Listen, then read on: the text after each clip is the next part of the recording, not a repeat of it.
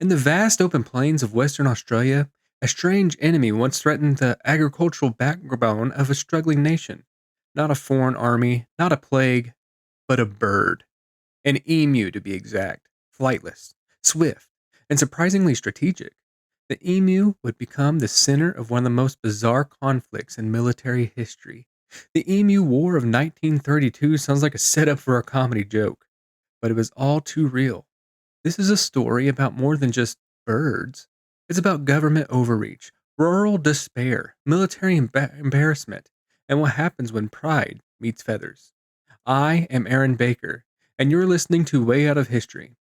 Australia in the early 1930s was reeling from the global Great Depression. Farmers, especially veterans of World War I who had been granted land through government settlement, were struggling to survive. Wheat prices had collapsed, subsidies were unreliable, and the morale of these returned soldiers was fraying. Into this already volatile mix marched an unexpected adversary: more than 20,000 emus, migrating inland in search of food and water during the annual movement.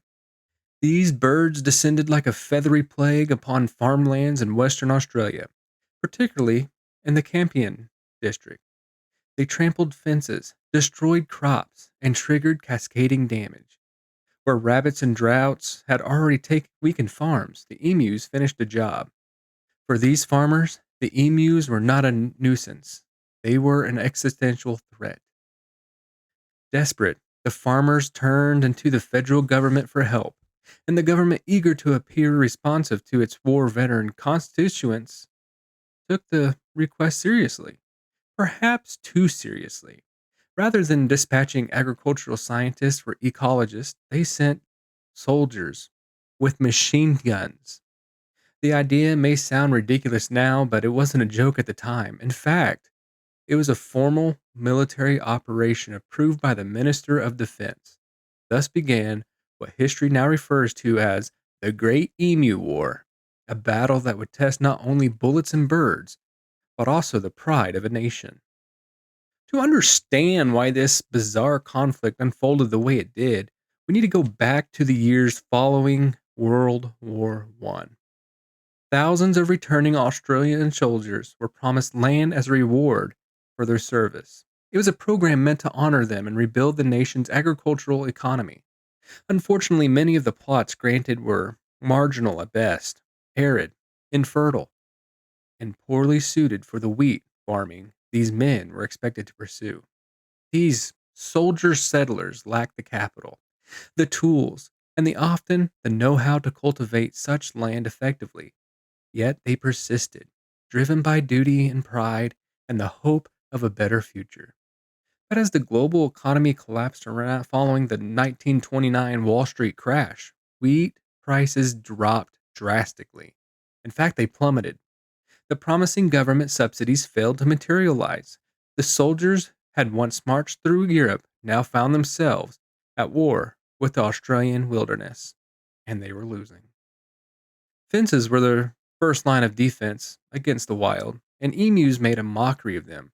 The birds didn't just eat the crops, they trampled large fields and large flocks, easily slipping through or over the fencing meant to contain sheep. With little support, these veterans watched helplessly at the land they had bled for became a battleground once again. The government had a call for assistance, and it wasn't just about birds, it was a cry for dignity. These men had served their country, been repaid with hardship. Now, as their livelihood in ruin under the feet of thousands of rampaging birds, they sought military intervention, not just to save their crops, but to validate their sacrifices. And the government answered, not with empathy or aid, but with guns. In November of 1932, Major G.P.W. Meredith of the Royal Australian Artillery was dispatched to Western Australia with two soldiers, two Lewis machine guns, and 10,000 rounds of ammunition. The mission? It was simple: reduce the emu population and restore order to the agricultural lands. What followed was a comedy of errors, made all the more absurd by the earnestness with which it was pursued. Upon arrival, Meredith quickly realized the birds were not the sitting ducks he expected. Emus are large, but they are also fast. They are capable of sprinting at speeds up to 30 miles per hour. Worse, they traveled in scattered mobs rather than tight groups, making them poor targets for a machine gun optimized for waves of infantry, not evasive avians. On the first day of engagement, the soldiers spotted about 50 emus. They opened fire, killing perhaps a dozen before the rest scattered.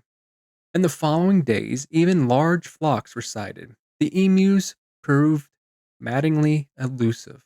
Guns jammed, birds bolted, and many rounds were wasted. In one infamous incident, the soldiers mounted a machine gun on the back of a truck, hoping to give chase to a group of emus on the move. The plan backfired when the terrain proved too rough for accurate shooting. The bouncing truck made aiming nearly impossible, and the emus outran the vehicle. Not a single bird was killed in the attempt. Meredith himself would later note the birds' uncanny ability to evade capture and fire. If we had military division with the bullet carrying capacity of these birds, he remarked, it would face any army in the world. The initial phase of the campaign proved not only ineffective but deeply embarrassing. By the end of the first week, less than 300 emus had been killed out of a population estimated over 20,000. Even as the soldiers grew more efficient, their success rate remained dismal. The emus appeared to adapt quickly, splitting into small groups, moving with irregular patterns, and developing an almost uncanny instinct for avoiding gunfire. Word of the campaign's failures began to reach the press. Reporters seized upon the absurdity of the situation. Elite military personnel armed with automatic weapons being outwitted by flightless birds. Headlines were mocking and unforgiving. Public opinion began to shift from support to ridicule. What was meant to be a show of strength had become a farce. The soldiers, meanwhile, faced mounting frustration. Ammunition was being expended at a high rate for minimal gain. The morale among the men dipped as they realized the futility of their missions. Even local farmers, who had initially demanded the military intervention, began to question its value. In Parliament, debates and opposition leaders mocked the effort, questioning how a nation could claim military power while failing to win a war against birds. Satirical cartoons circulated, and the Emu War quickly became a national punchline. The government, embarrassed, was forced to reevaluate its strategy. Eventually, the first phase of the campaign was halted after just 1 month. Though roughly 1,000 emus had been killed, the operation was deemed a failure. Major Meredith and his men were withdrawn, and the Great Emu War appeared to have ended, at least for the moment. Despite the cessation of formal military action, the emu problem did not go away. In fact, the birds seemed bolder even, with fewer deterrents. They resumed their march across Western Australia's wheat fields, causing fresh waves of destruction. For the farmers, the withdrawal of the military was a bitter blow. Letters poured in, demanding that the operation be reinstated. Politicians, reluctant to reignite a national joke, debated privately whether to give it another go. Eventually, pressure from the constituents and the undeniable devastation being wrought by the birds led to a reconsideration. In late November 1932, the government gave the green light for Meredith to begin operations once again. This time, adjustments were made. Better intelligence was gathered regarding emu movement patterns. The team focused on ambushing flocks near water sources and used terrain more effectively. The soldiers were also more experienced and coordinated. The operation was less chaotic and more surgical. By mid December, another 1,000 emus had been killed, bringing the total to nearly 2,500. This was still a fraction of the overall emu population, but it was still enough for the government to claim a form of symbolic victory. The campaign was officially concluded, this time with less fanfare and much less media coverage. While the second phase was arguably more effective, it still fell short of solving the underlying problem. The emus were too numerous, too mobile, and too resilient. Farmers would need new strategies and new fences. The military would not be returning. In the aftermath, the second campaign, government officials were eager to quietly bury the story. Unlike the first attempt, which had ended in national embarrassment, this second phase was kept low profile. No press were invited, no photographs taken. Still, the damage had been done, both to the fields and to Australia. They were no longer credible. International newspapers picked up the story and ran with it. Headlines in London, New York, and Paris mocked the Australian military's failure. Cartoons depicted soldiers retreating from squadrons of charging emus, and editorials questioned the decision making process behind such a military deployment. The image of Australia as a tough, outback, hardened nation took a hit. At home, the Emu War settled into kind of a mythic status, absurd and oddly endearing. While the damage to the farmers was very real, the public's memory of the war drifted toward the comedic. Over time, it became a trivia staple, a footnote in military history books, and a cautionary tale in government policy courses.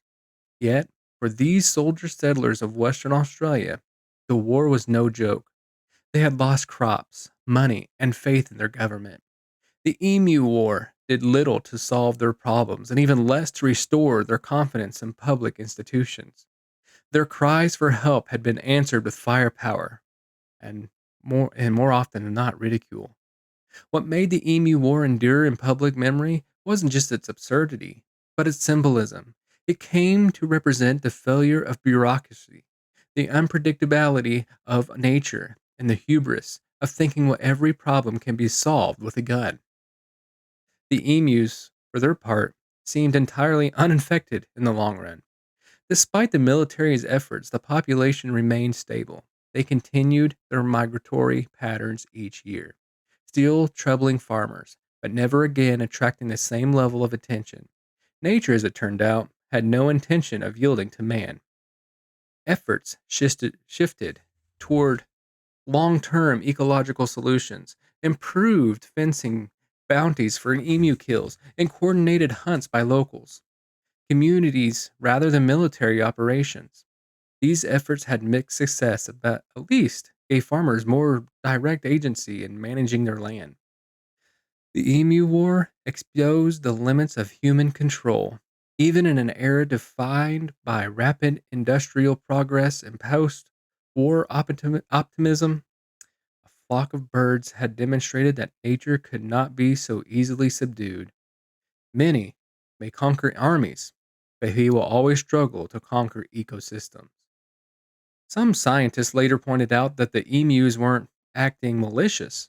Their migration was natural. The problem was within the agricultural policy that ignored environmental realities, placing crops and people in places poorly suited for them. In a strange way, the emus were simply doing what God had designed them to do: survive. This war then became an accidental parable about the dangers of misreading both nature and our own limitations. Major Meredith often thought in a caricature in the media, remained a professional to the end.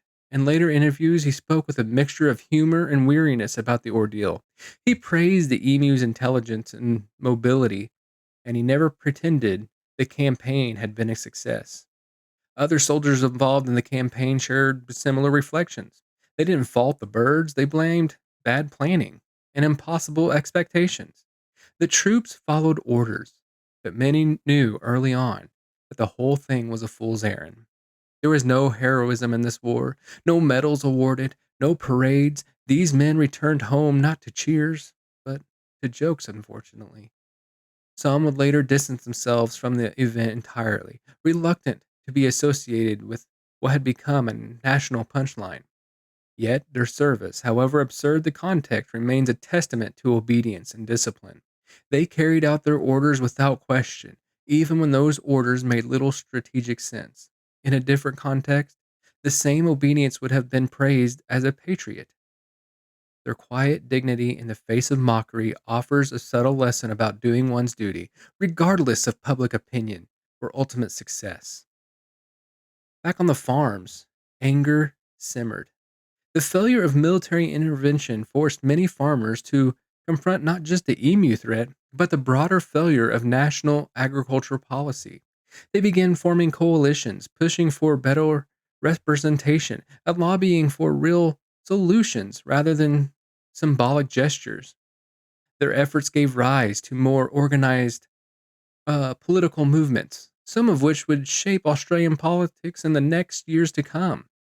Farmer federations began influencing policy more effectively.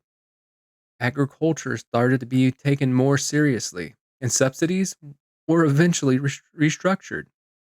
The Emu War became a pivotal moment in Australian rural consciousness, a wake up call that change wouldn't come from politicians unless it was demanded.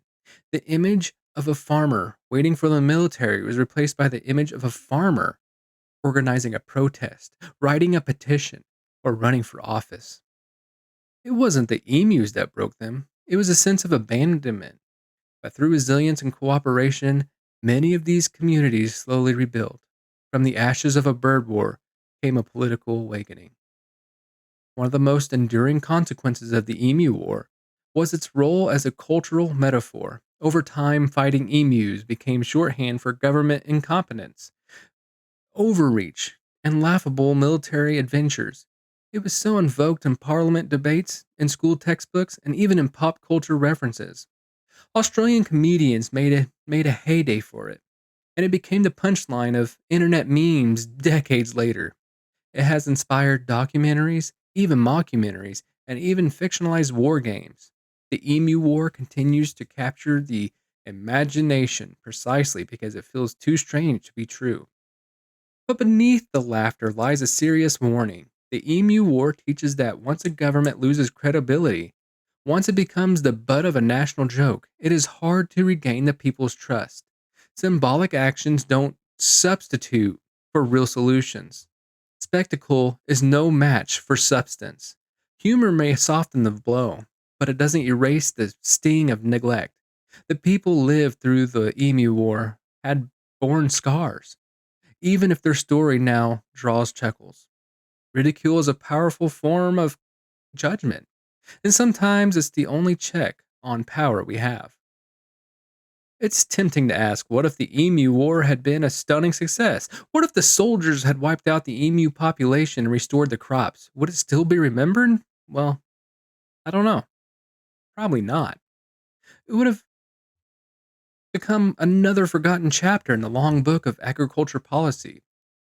What makes the Emu War stick is its failure, not just military, but institutional. The failure offers an opportunity for reflection that success really does. Had the military succeeded, it could have set a troubling precedent, deploying national defense forces to solve ecological or civilian problems is a slippery slope. The Emu War might have opened the door to similar interventions, blurring the line between civil government and military. Its power prevented that. It forced Australia to rethink how it handles crisis, how it balances force with wisdom, and visibility with humility. Sometimes, what looks like failure is actually a boundary, protecting us from worse missteps down the road. As Christians, we can draw many meaningful lessons from this historical oddity. The Emu War, as absurd as it was, illustrates how easily pride, panic, and poor planning can derail good intentions. Proverbs 16:18 reminds us pride goes before destruction, and a haughty spirit before a fall. Australia's leaders meant to protect farmers, but pride and military solutions blinded them to the wiser, more humble alternatives. The Emu War also echoes Jesus' teaching in Luke 14:28 through 30, where he says, "Which of you desiring to build a tower does not first sit down and count the cost?" The government rushed into battle without fully counting the cost, just as we in our daily lives sometimes act out of urgency or ego instead of prayerful discernment. Let us remember The Christian walk isn't about quick victories, it's about humble service, thoughtful action, and enduring faith. Galatians 6:9 encourages us, let us not grow weary of doing good, for in due season we will reap if we do not give up. The farmer who endures, the soldier who obeys, the leader who repents, these are people who Christ uses to rebuild what has been trampled. The Emu War may be history's strangest military campaign, but it's also a mirror for our own spiritual misfires and a reminder to walk wisely, not just boldly. I'm going to close with this. Remember that no matter what war you're in, if Jesus is on your side, you're bound to win in the end. Remember, God bless, Jesus loves you, and have a great day.